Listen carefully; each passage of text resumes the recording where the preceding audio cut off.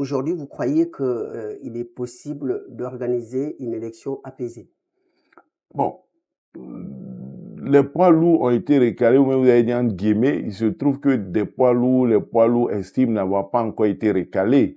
Ils continuent d'avoir, selon eux, confiance au processus. Ils disent faire confiance au Conseil constitutionnel et à ses responsables. Ils estiment qu'ils peuvent être candidats. Donc, voyez-vous, le processus aurait pu être grippé il y a un mois ou deux, déjà parce que certains disaient qu'ils étaient recalés, c'est fini. Mais les concernés disent qu'ils ne sont pas recalés.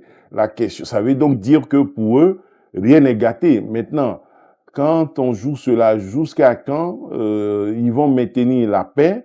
Quand on dit faire confiance à un processus après l'avoir critiqué à des moments donnés, lorsqu'on est encore à ce stade-là où on continue d'entretenir l'espérance ou un espoir, mais si cet espoir n'est pas satisfait, qu'est-ce qu'on fait? On se dit que on a été abusé, on se dit qu'on jouait, on se dit que, bon, on n'est pas fair play parce qu'on n'a pas obtenu ce qu'on souhaitait. Bon, c'est ça la question. Maintenant, vous demandez, oui, la question est là.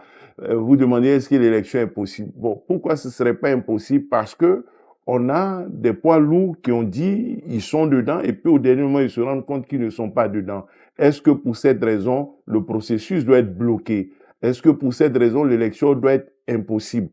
Voici la question qu'on peut se poser. Parce que tout le monde a accepté de jouer un jeu, c'est-à-dire de faire confiance au processus jusqu'à ce stade-là. Jusqu'au 10, ils continuent, malgré ce que d'autres ont dit, ils continuent de dire que non, ils ont leur place dans le processus et ils y croient.